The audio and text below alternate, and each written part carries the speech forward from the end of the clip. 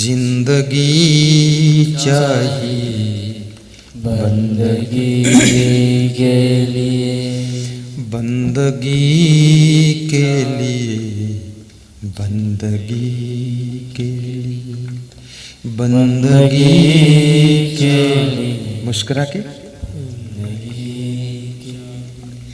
आत्मा में रखो जिंदगी के लिए, आत्मा में रखो जिंदगी के लिए, जिंदगी चाहिए बंदगी के लिए, जिंदगी चाहिए बंदगी के लिए। आज आए गुरु धन्य हम सब हुए, आज आए गुरु धन्य हम सब हुए। सिर मेरा झुक गया बंदगी के लिए, सर मेरा झुक गया बंदगी के लिए। बंदगी चाहिए जिंदगी के लिए, बंदगी चाहिए जिंदगी के लिए, जिंदगी चाहिए बंदगी के लिए। रहने वाले गुरु मुस्तफाबाद के, रहने वाले गुरु मुस्तफाबाद के। नाम उनका क्षमा, काम उनका क्षमा, नाम उनका क्षमा, काम उनका क्षमा। आज वादा करो और संकल्प लो। वाह, आज वादा करे बहुत कठिन और संकल्प लो। कर्म अच्छे करो जिंदगी के लिए, कर्म अच्छे करो जिंदगी के लिए, जिंदगी चाहिए बंदगी के लिए, बंदगी चाहिए जिंदगी के लिए, जिंदगी चाहिए बंदगी के लिए। बोलिए सदगुरु भगवान की जय, कबीर साहिब की जय, क्षमा देव की जय, गुरुमन देव की जय। साहिब बंदगी। सीधे बैठ जाओ, ध्यान को एकाग्र करो, 5 मिनट और सत्संग का रसपान करो, रतन का जतन करो। तो ये मनुष्य जीवन में सबसे पहले इस शरीर को जतन पूर्वक संभालो। दूसरा, इस जिंदगी का स्टेप है मन, और मन है सेतु बंधु जो आत्मा और शरीर को जोड़ता है। इस मन को भी संभालो, क्योंकि सेतु बंध अगर डिस्टर्ब हो जाए तो इधर से उधर का तालमेल बिगड़ जाता है, कनेक्शन खत्म होता है। तो मन को भी संभालो। कितने लोगों का तो मन बहुत बिगड़ा हुआ है, कितने लोगों का मन तो बंदर जैसा है। और खुद गीत गाते हैं, मन मारो बांदरों रे घड़ी छलांगा मारे। उनसे पूछो किधर छलांगा मारता, बोले जिधर दांव पाता उधर छलांगा मारता है। राजस्थान के लोग यही गीत गाते हैं। उनको जब कहता हूँ कुछ गा दो तो बोलते मन मारो बांदरों रे। मैंने कहा अच्छा हुआ, मन तारो बांदरों रे तो नहीं कहा तुमने, दूसरे मन का मन मारो बांदरों रे घड़ी छलांगा मारे। तो ये घड़ी छलांगा मारता है। कभी मन कबहुक मन रंग तुरंग चढ़े, कबहुक मन चाहत है बन का। कभी मन में ऐसा होता है एक घोड़ा लाऊं, उस पर बैठकर चलूं तो बहुत अच्छा लगेगा। कभी मन होता घोड़ा वोड़ा सब झंझट है फालतू, कौन खिलाएगा उसको। सीधी सी बात, मोटरसाइकिल ले आऊँ ठीक रहेगा। मोटरसाइकिल पर चले तो पानी बरसा भीग गए तो बोले नहीं ये बेकार चीज़ है, कार लाऊं तो ज़्यादा ठीक रहे। कार में चले तो किसी अच्छी गाड़ी से पीछे रह गए तो बोले ये भी बेकार चीज़ है, अब जो है बड़ी गाड़ी लाएंगे। कितनी बड़ी ले आओ किसी से तो पीछे रहोगे ही, और कितनी छोटी ले आओ किसी से आगे भी रहोगे, और कितनी अच्छी गाड़ी ले आओ लेकिन गाड़ी कौन देखता है। कितनी अच्छी पैकिंग हो पर उसके माल अंदर अगर ठीक नहीं तो उसकी कीमत कौन देगा। कितनी अच्छी गाड़ी में कोई व्यक्ति बैठकर आए लेकिन वो व्यक्ति स्वयं राइट नहीं, ठीक नहीं तो उस व्यक्ति को सम्मान कौन देगा। आप गाड़ी में बैठाओ चाहे हवाई जहाज में बैठ कर आओ। अभी मैं बहुत लोगों को देखता हूँ, एक सज्जन मेरे सत्संग में आए तो उन्होंने 3 बार बताया मैं हवाई जहाज से आया, हवाई जहाज से आया, लेकिन लोगों को विश्वास ही नहीं होता था ये हवाई जहाज से आया, क्योंकि वो बिल्कुल साधारण आदमी दिखता था। तो मैंने लोगों से कहा कि भरोसा कर लो ये हवाई जहाज से आया, नहीं तो चौथी बार फिर बताने आएगा, फालतू क्या फ़ायदा है। तो लोगों ने ताली बजाई, हाँ हाँ तुम हवाई जहाज से आए। तो हमने कहा तसल्ली हो गई, चौथी बार मत आना, उधर बैठ जाओ। फालतू बात बताते यार। हवाई जहाज में बहुत लोग आते हैं लेकिन कौन आया है ये महत्वपूर्ण बात है। तुम किस वाहन से चलते हो ये नहीं महत्वपूर्ण है, तुम क्या हो ये महत्वपूर्ण है। तुम कोरबा रहते हो कि रायपुर रहते हो ये बात से कोई अर्थ नहीं। तुम भैंस हो कि तुम गधी हो, तुम हो कौन ये बात महत्वपूर्ण है। तुम सफ़ेद कपड़ा पहने हो कि लाल पहने हो कि दाढ़ी रखाए हो कि दाढ़ी मुंडी कर दिया तुमने, इसका भी कोई खास बात नहीं। लेकिन तुम हो क्या, उन कपड़ों के बीच में तुम्हारी स्थिति क्या है, तुम्हारा खान पान कैसा, व्यवहार कैसा, बातचीत कैसा, बर्ताव कैसा, तुम रहते कैसे हो। और दुनिया ये भी नहीं देखना चाहती कि 10 साल पहले तुम क्या थे, और दुनिया ये भी नहीं देखना चाहती है कि 10 साल बाद तुम क्या बनोगे। दुनिया ये देखना चाहती है आज तुम क्या हो। बस जो हो उसी की कीमत दुनिया देती है। भविष्य में तुम कुछ भी बन जाओ, दुनिया के भाड़ में जाओ, वर्तमान में तुम क्या हो। तो कबीर साहब कहते हैं इस मन को भी संभालो। बड़ी विचित्र बात है मन को संभालने की। और मन जिसने संभाल लिया, याद रखना, एक क्लास का वैज्ञानिक बन सकता है, एक क्लास का अफसर बन सकता है, एक क्लास का संत बन सकता है, एक क्लास का बिजनेसमैन बन सकता है, एक क्लास का मनुष्य बन सकता है। केवल मन को संभालने का खेल है। और आदमी में ताकत कितनी है, कितना है, क्या है, ये पूरी फैक्ट्री संभालता है, जिला संभालता है, ये सीएम बनकर प्रदेश संभालता है, पीएम बनकर पूरे देश को संभालता है, और ये हाथी घोड़ों को भी संभालता है, फैमिली को संभालता है, पॉलिटिक्स संभालता है, बिजनेस संभालता है। लेकिन ये मन को संभालने में चूक जाता है। अगर ये मन को संभाल ले तो इसकी आत्मा और परमात्मा में कोई फर्क ही नहीं रह जाए, अपने आप पर नियंत्रण आ जाए। और मन को संभालना बहुत आसान है। कैसे संभालना चाहिए? जैसे आपका मन होता दारू पीऊं, एक बार पी लिया आपने तो दोबारा मन जरूर होगा फिर पीऊं, फिर तिबारा होगा फिर पीऊं। तो अब मन होता कैसे छोड़ूं, छोड़ नहीं सकता, आदत पड़ गई। तो छोड़ने के लिए आपको क्या करना पड़ेगा? आप ये सोचिए, जो लोग जेल में चले जाते हैं 6 साल के लिए, दारू नहीं पीने को पाते, कैसे छोड़ देते हैं। जो लोग हॉस्पिटल में बीमार होकर भर्ती हो जाते 2 महीने के लिए, दारू नहीं पीने पाते, कैसे छोड़ देते हैं। तो जब वो हॉस्पिटल में दारू छोड़ देते हैं 6 महीने के लिए, वो 6 साल छोड़ देता है जेल में होने के कारण, तो तुम अपने घर में छोड़ सकते हो विवेक के लिए कि मैं कभी नहीं पीऊंगा, दारू छूट गई, बात खत्म। उसमें लफड़ा किस बात का है? तुम पैसा जब पाते हो तो क्या करते हो? सबसे पहले तुम कार खरीद लेते हो।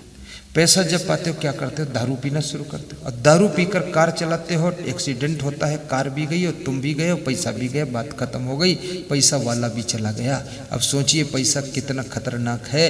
इसलिए पैसा आदमी के पास जब आने लग जाए, बढ़ने लग जाए, तो ज़्यादा नहीं तो 2% पैसा भक्ति और सत्संग में लगाना चाहिए, ताकि सत्संग से हमको सद्बुद्धि और संस्कार मिले, ताकि हम दारू तरफ न जाएं, हम दान तरफ चले जाएं और हमारा कल्याण हो जाए, सद्बुद्धि मिल जाए। जैसे भी हमारे वेदराम साहू जी ने सत्संग करवाया, इसमें जो बैठे हुए हैं लगभग 1000 लोग हैं, तो ये लोग सत्संग सुन रहे हैं। इसमें कम से कम 100-200 आदमी के दिमाग में तो कुछ पड़ेगा ही, बदलाव आएगा, चेंजिंग आएगी, उससे उसको शांति मिलेगी। तो इस सत्संग से अपना परिवार भी सुधरा, दूसरे को भी कृतार्थ हुआ। और पैसा वही है जो दारू में खर्च होता है, पैसा वही है जो जुआ में खर्च होता है, पैसा वही है जो इधर उधर खर्च करते हो, और वही पैसा से सत्संग हुआ तो सबकी जिंदगी धन्य हो गई। इसलिए पैसा खर्च करने के लिए भी बुद्धि होनी चाहिए। पैसा तो कमाना आसान है, पर खर्च सही जगह करना कठिन है, और खर्च करने की कला आ जाए तो आपका धन आपको धन्य बना सकता है, आपको धन्य बना सकता है।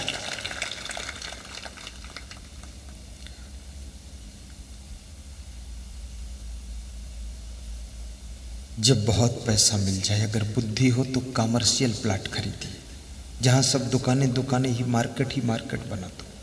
अगर बुद्धि कम है तो कहीं जाकर के 50 एकड़ ज़मीन खरीद लिए, लंबी खेती बाड़ी करो, ट्रैक्टर खरीद लो। दारू पीने में पैसा खर्च कर दो, ये कौन बुद्धिमानी है? जब नहीं था पैसा तो नहीं पीते थे, अब हो गया पैसा तो कहते इतना पैसा करेंगे क्या? अरे करेंगे तो क्या जहर खा लोगे पैसे से? करेंगे क्या? तुम नहीं कुछ कर सकते, उस पैसे को खर्च करने की बुद्धि नहीं तो हमको दे जाओ ना, हम सत्संग में लगा देंगे। तुम बताते हो करेंगे क्या? तो सूचना दे दो ना, मैं कर दूंगा जो करना। मैं उसको उठा के टीवी चैनल में दे दूंगा, जो प्रवचन बंद हुआ है वहाँ 8 करोड़ पेमेंट कर दूंगा, सबके टीवी में प्रवचन आना शुरू हो जाएगा। तुम बताते हो करेंगे, हम बताते हैं लाओ ना इधर, हम कर देते हैं। तो दारू पीने के लिए पैसा नहीं है, जुआ खेलने के लिए पैसा नहीं है, लड़ाई झगड़ा करने के लिए पैसा नहीं है। पैसा आपका मान सम्मान बढ़ाने के लिए है, आपकी जिंदगी को बढ़ाने के लिए है, और जिंदगी जीने की कला पूरी दुनिया को सिखाने के लिए पैसा आता है। और ये कला अगर सिखा दी तो आपका पैसा आपको शांति देकर जाएगा। लगता है लोग ताली बजा रहे, समझ गए। अगर समझ गए हैं, बस कल से बीड़ी भी मत पीना, तंबाकू भी मत खाना। समझदारी का यही अर्थ है। और गुरु जी का सुबह शाम ध्यान करना, अपने सास ससुर का सम्मान करना, माता पिता का आदर करना, संतों की सेवा करना, घर की साफ सफाई रखना, आलस्य बिल्कुल मत करना, परस्पर प्रेम से रहना, एक दूसरे की टांग मत खींचना, किसी को रुतबा दिखाने की कोशिश मत करना। रुतबा सुतबा कुछ नहीं, रावण का रुतबा नहीं रहा, तुम्हारा क्या रहेगा? कंस का रुतबा नहीं रहा, कंस का रुतबा मिटाने के लिए उसका भांजा पैदा हो गया। याद रखना, इस दुनिया में रुतबा तो किसी का नहीं रहता है, क्योंकि आदमी खुद ही नहीं रहता है तो रुतबा कैसे उसका रहेगा? खुद नहीं रहने वाले हैं तो रुतबा कहाँ बचने वाला है? जंगल ढेरी राख की ऊपर ऊपर हरियार, ते भी होते मन भी करते रंग रलियार। घर से निकले सैर करने, दिल में यही अरमान था, एक तरफ बियाबा जंगल दूसरी तरफ शमशान था, पैर खोपड़ी पर पड़ा उसका यही बयान था, ए मुसाफिर चल संभल कर, मैं भी कभी इंसान था, मैं भी कभी इंसान था। एक आदमी जंगल में सैर करने गया, शाम हो गई, पास में शमशान थी, दूसरी तरफ उधर बढ़ता चला गया, अंधेरे में पता नहीं चला। उसका पैर किसी ठोकर में लड़ा तो उस ठोकर से आवाज़ निकली कि ये मुसाफिर चल संभल कर, मैं भी कभी इंसान था, तेरे जैसा मैं भी रुतबेदार आदमी था, ये मेरी खोपड़ी में तू ठोकर मार रहा है, ये शमशान घाट है, संभल कर चल, तेरी खोपड़ी भी यहीं लुढ़केगी अगर एक दिन। मैंने भी ऐसी ऐंठ बहुत दिखाई थी, अब यहाँ खोपड़ी में लात मारी जाती है, कुछ भी नहीं है संसार। तो यहाँ रुतबा किसका रहता है? कुछ भी नहीं है। बस सरल स्वभाव से रहो, बहुत सुख मिलेगा। विनम्र रहोगे, बहुत शांति मिलेगी। उदारता रखोगे, बड़ा आनंद मिलेगा। दूसरों की सेवा करोगे तो परमानंद मिलेगा। दान पुण्य करोगे तो दुख नहीं मिलेगा। गायों की सेवा करोगे तो बीमारी नहीं आएगी। और कुत्तों को रोटी का टुकड़ा दोगे तो तुम्हारे धन का नुकसान नहीं होगा। और याद रखना, चिड़ियों की सेवा करोगे तो तुम्हारी फसलें सुरक्षित रहेंगी। और ये भी याद रखना, यदि आप किसी गरीब को मदद करोगे तो तुम्हारे घर में कभी गरीबी नहीं आएगी। और साधु संत की सेवा करोगे तो तुम्हारे घर में दुष्टों का जन्म नहीं होगा, दुष्टों का जन्म नहीं होगा, पवित्र आत्मा का जन्म हो जाएगा। रतन का जतन कर माड़ी का श्रृंगार, आया कबीरा फिर गया झूठा है अहंकार। इस शरीर के खाने पीने में ही भूले मत रहो। ये जीव संसार में आया है, फिर यहाँ से विदा हो जाएगा। शरीर और संसार को छोड़ करके झूठे अहंकार में मत भूलो। अपने कल्याण का द्वार खोलो। आपका जीवन मंगलमय हो, आपका भवन मंगल भवन बने, आपकी वाणी मंगल वाणी हो, आपका जीवन मंगल जीवन हो, और आपका स्वभाव मंगलमय स्वभाव हो, और आपके घर में सुख शांति का वातावरण हो, आपके घर में सहनशील आत्माओं का जन्म हो, सबका क्रोध शांत हो, सब प्रेम से रहें, ऐसी मेरी शुभकामना है। ऐसा हम अपने गुरु महाराज से आशीर्वाद मांगते हैं। आपके घर में शांति आए। साहिब बंदगी। आजकल की भाग दौड़ की जिंदगी में आदमी शांति के लिए, सुख के लिए दिन रात प्रयास करता है, परंतु उसे शांति नहीं मिलती है। और उस शांति की तलाश में आपने बहुत सही रास्ता सुना है कि सत्संग सुनो, सत्संग गुनो, सत्संग पर चलो तो शांति की मंजिल जरूर आएगी। मनुष्य मकान अच्छा से अच्छा हो, परंतु उसमें शांति नहीं मिलती है, क्योंकि मकान तो अच्छा है पर मकान का मालिक अच्छा हो जब तक नहीं होगा तब तक शांति नहीं मिलेगी। गाड़ी बहुत अच्छी है फिर भी शांति नहीं मिलेगी। गाड़ी में बैठने वाले भी अच्छे होना चाहिए। और याद रखना, दुनिया की हर चीज़ को इंसान अच्छा बनाता है। अच्छी से अच्छी गाड़ी बनाता है, अच्छी से अच्छी गाड़ी खरीदता है, अच्छा से अच्छा मकान बनाता है, अच्छी घड़ी, अच्छी टीवी, अच्छे सोफ़ा सेट, अच्छे बिस्तर, ये सब मनुष्य बनाता है। लेकिन मनुष्य खुद को अच्छा बनाने में चूक जाता है। और मनुष्य जब खुद को अच्छा नहीं बना पाता है तो उसके आसपास की सभी चीज़ें अच्छी होते भी उसको शांति नहीं मिलती है। और सत्संग यही एक कार्य करता है, वो आपकी खुद की ज़िंदगी को अच्छा बना देता है। इसलिए आपको सत्संग से शांति प्राप्त होती है। और मनुष्य का स्वभाव है कि उसे हर चीज़ अच्छी ही पसंद आती है। बाप चाहता है मेरा बेटा अच्छा हो, पति चाहता मेरी पत्नी अच्छी हो, पत्नी चाहती मेरा पति अच्छा हो, दादा दादी चाहते हैं कि हमारे नाती पोते सब अच्छे हों, पड़ोसी भी अच्छा हो, गाड़ी अच्छी हो, सामान अच्छा हो, व्यवस्था अच्छी हो, भोजन भी अच्छा हो, बिस्तर अच्छा हो। और सभी कहते हैं मेरे चप्पल भी अच्छे होने चाहिए, साड़ी भी अच्छी होनी चाहिए, मेरे गले का हार अच्छा होना चाहिए, और मैं जिस सड़क पर चलूं वो भी अच्छी होनी चाहिए, रबड़ की रोड होनी चाहिए। और रबड़ की रोड नहीं बनती है तो मुख्यमंत्री प्रधानमंत्री को गाली देते हैं कि इसकी ऐसी तैसी कर दूंगा, रबड़ की रोड नहीं बनाएगा तो इसकी रबड़ उखाड़ दूंगा, खाल उखाड़ दूंगा। ये सब अच्छा होना चाहिए। लेकिन कोई बिरले ऐसा बोलता होगा कि मेरी ज़िंदगी भी अच्छी होनी चाहिए, मेरा मन भी अच्छा होना चाहिए, मेरी भावना भी अच्छी होनी चाहिए। ऐसा सोच वाले बहुत कम हैं, और जिनकी ऐसी सोच है वही सत्संग से जुड़ते हैं और उन्हीं की ज़िंदगी अच्छी बनती है, उन्हीं को सुख मिलता है। जितना दुख हल्दी बाजार के लोगों के घर में है, इतना दुख बॉम्बे के लोगों के घर में इससे ज़्यादा दुख है। क्योंकि बॉम्बे के लोगों के मकान तो अच्छे हो गए, लेकिन मकान में रहने वाले और ज़्यादा खराब हो चुके हैं। बहुत प्रदूषित हैं लोग बॉम्बे में। दिल्ली में और ज़्यादा प्रदूषित है। दिल्ली में दिल विहीन लोग रहते हैं, बड़े ठग लोग हैं, बड़े प्यारे लोग हैं, मीठी मीठी बात करते हैं।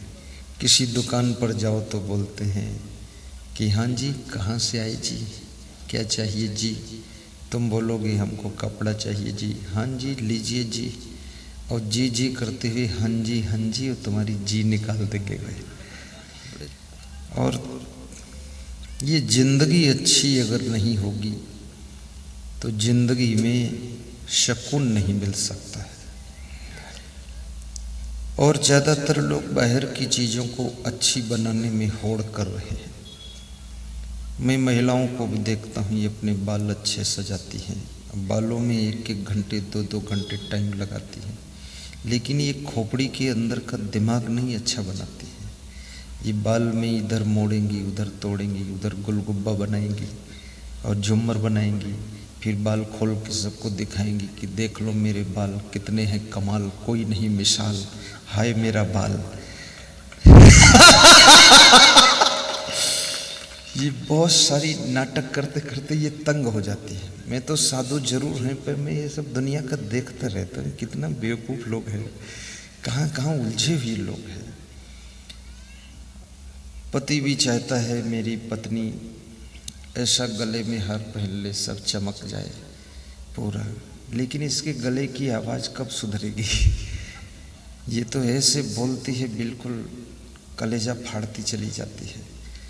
सोने का गले में हार पहनना इतना सुंदर, गले की आवाज़ भी ऐसी होनी चाहिए, तेरी आवाज़ के सामने तेरा पति हार जाए, दिल हार जाए कि क्या मेरी वाइफ बोलती है कोयल जैसी।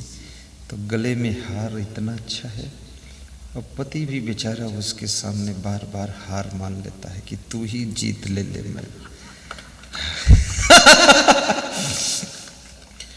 पुरुषों में भी देखो कितनी, अभी तो यहाँ कुछ भी नहीं है, दीपिका और हरदी बाजार कोरबा बहुत पीछे है, बैकिंग में है। मैं दुबई गया था, वहाँ मैंने देखा कि पुरुष लोग सिर के बालों में बड़ा उसमें अजीब अजीब ढंग की कटिंग कराते हैं, डिज़ाइन बनाते हैं। ऊपर बीच खोपड़ी में थोड़े बाल बड़े रखते हैं, साइडों में डिज़ाइन बना देते हैं, उसमें लिख देते हैं मेरे राम कब मिलोगे। अरे पागल, ये खोपड़ी के बालों में भी इससे अच्छा पीठ पर बोर्ड लगा ले, जो लिखना हो लिख ले और दिखाता हुआ चल। तो मैंने दुबई में भी ये देखा। मैं 5-6 दिन वहाँ रहा। जिस भक्त के यहाँ रहता था पोपड़ भाई, किशोर भाई थे, तो वे मुझे रोज 3 घंटे का समय निकाल कर दुबई दिखाते थे।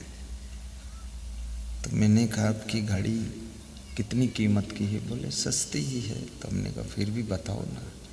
बोले 4 करोड़ की है गुरुदेव। तो हमें सुन करके होश उड़ गया मेरा। मैंने कहा कभी जिंदगी में देखा भी नहीं था, बैठा भी नहीं था, धोखे से बैठ लिया हूँ।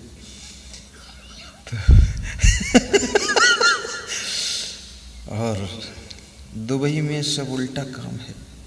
गाड़ी की स्टीयरिंग बाएं रहती है, जैसे यहाँ रोड के बाएं चलते वहाँ रोड के दाएं चलते हैं सब लोग गाड़ी लेकर। यहाँ का ड्राइवर चलाए तो लड़ ही जाएगा, उसकी आदत है बाएं मोड़ने की। और वहाँ पर इतना लोगों को देखा मैंने।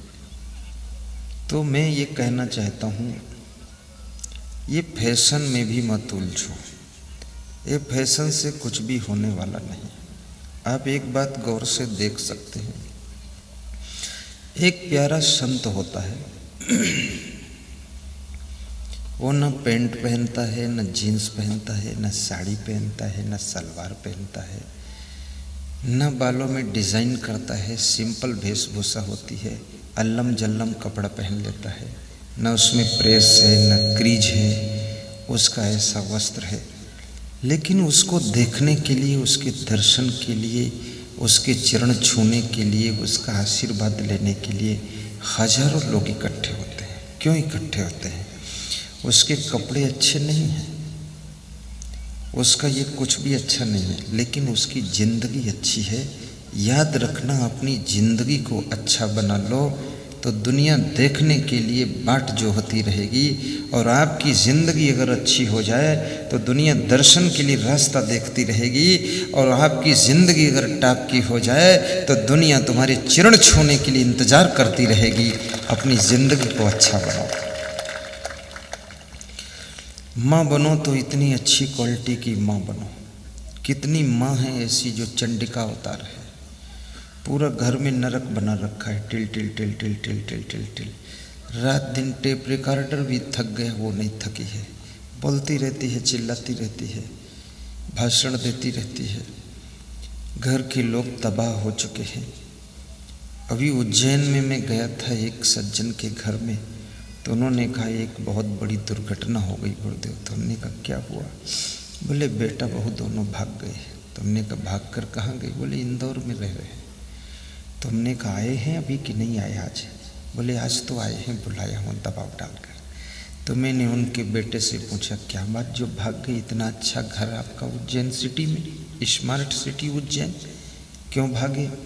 इकलौते हो तुम? तो उन्होंने कहा कि माँ का भाषण रात दिन चलता था, तो सुनते सुनते हम बहुत थक गए थे, तो उज्जैन चले गए, थोड़ा रेस्ट ले गए। तो मैंने उससे पूछा क्या है माता जी? तो बोला मेरा थोड़ा तेज स्वभाव है, तेज है। तो मैंने कहा तेज है इसलिए तुम्हारा लड़का भी तेज भागा है यहाँ से। तो उस स्त्री ने क्या कहा, मेरा तो मन इस घर में लगता ही नहीं है, मैं भी इसमें से निकल जाना चाहती हूँ। तो हमने कहा इस घर में रहेगा कौन? केवल घर ही रहेगा क्या? बेटा बहू तो निकली गई, तुम पति पत्नी बचे हो, तो इसमें रहेगा कौन? तो बोले आप कुटिया बनाओ यहाँ आश्रम में। तो वहीं आश्रम में एक किनारे हमको कुटिया में बस वहीं पड़ी रहूँगी। तो हमने कहा तुम आश्रम में आओगी, तुम्हारे तेज स्वभाव से मैं भी भाग जाऊंगा वहाँ से। तो मैं तो मज़ेदार बातें भी करता हूँ। भागी जाएगा आदमी, कहाँ रुकेगा वहाँ? थोड़ी शांति रखो, थोड़ा गम खाओ, इतना क्यों उलझन में हो? कभी कभी न चाहते हुए भी नुकसान होता है, और चाहते हुए भी फायदा नहीं होता है, और बिना सोचे भी कभी कभी प्रॉफिट हो जाता है, और कभी रात दिन टेंशन करो कुछ भी हाथ नहीं आता है।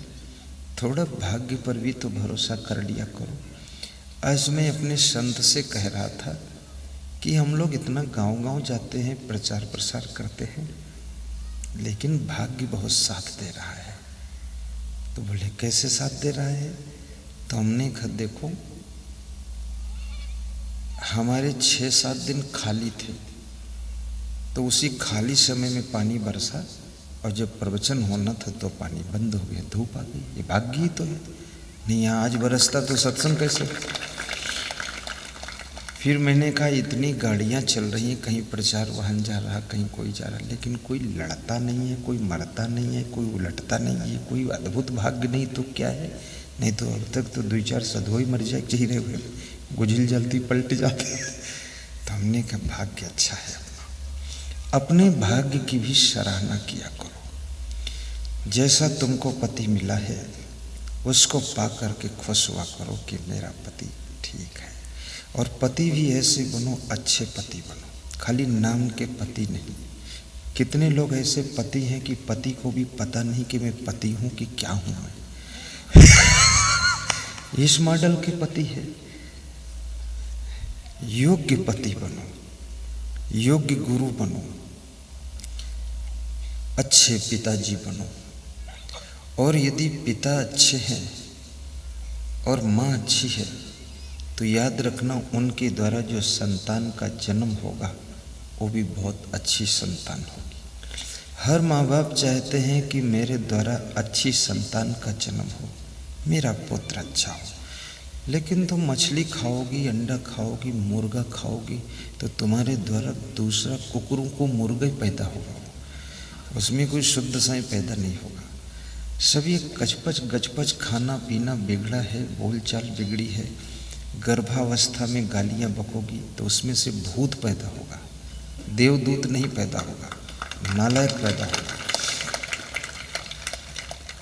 गर्भावस्था में बैठ के रोगी, दुखी रहोगी तो तुम्हारे द्वारा जो बच्चे का जन्म होगा वो भी वैसे रोना पैदा होगा।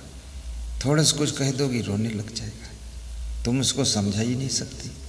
गर्भावस्था में खुश रहा करो, हर अवस्था में खुश रहा करो, बाल्य अवस्था में मुस्कुराया करो, जवानी अवस्था में हंस लिया करो, बुढ़ापे में गदगद रहा करो। अवस्था कोई हो, व्यवस्था कोई हो, लेकिन अपनी खुशियाँ बरकरार रखा करो।